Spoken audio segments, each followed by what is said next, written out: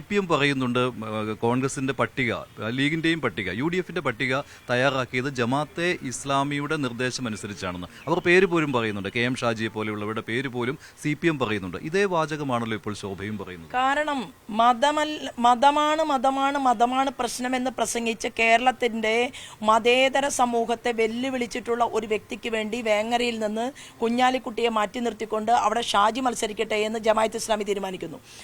NSSന്റെയും SNDPയുടെയും തിണ്ണ നിരങ്ങാൻ ഞാൻ തയ്യാറല്ല എന്ന് പറഞ്ഞ VD സതീശൻ ജമാഅത്ത് ഇസ്ലാമിയുടെ തിണ്ണ നിരങ്ങുന്നു നമ്മൾ കണ്ടു.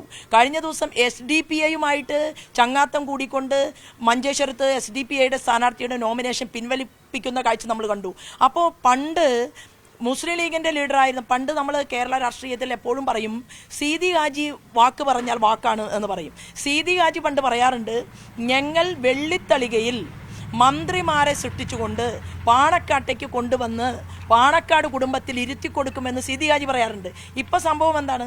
ഇപ്പോൾ ഇവിടെ കാണുന്നത് വെള്ളിത്തളി, പിന്നെ ഉമ്മൻചാണ്ടി ഗവൺമെന്റിന്റെ സമയത്ത് 5ാം മന്ത്രിയെ കൊടുത്തതും ഒക്കെ നമ്മൾ കണ്ടതാണ്. ഇപ്പം അതിനെ മാറ്റം വരുത്തിക്കൊണ്ട് മതം രാഷ്ട്രവാദത്തെ പൊതുസമൂഹത്തിന്റെ മുന്നിൽ ഒരു മടിയുമില്ലാതെ ഇതാണ് ഞങ്ങളുടെ ഭരണഘടന എന്ന് പറയുന്ന ജമാഅത്ത് ഇസ്ലാമിയുടെ കൂട്ടിന് വേണ്ടി, SDPIയുടെ കൂട്ടിന് വേണ്ടി കേരളത്തെ വെടിച്ചു കീറാനുള്ള, ഭാരതത്തെ ഇല്ലായ്മ ചെയ്യാനുള്ള മുദ്രാവാക്യങ്ങൾ ഉയർത്തുന്നവരോടൊപ്പം മുന്നോട്ട് പോവുകയും സാമുദായിക നേതാക്കന്മാരെ തള്ളിപ്പറയാനുള്ള ആർജവം കാണിക്കുന്ന VD സതീശൻ ഇവരുടെ കൂടെ ലയിക്കുന്ന ഒരു കാഴ്ചയും ലയന ചർച്ചയുമാണ് കേരളത്തിൽ കണ്ടുകൊണ്ടിരിക്കുന്നത്.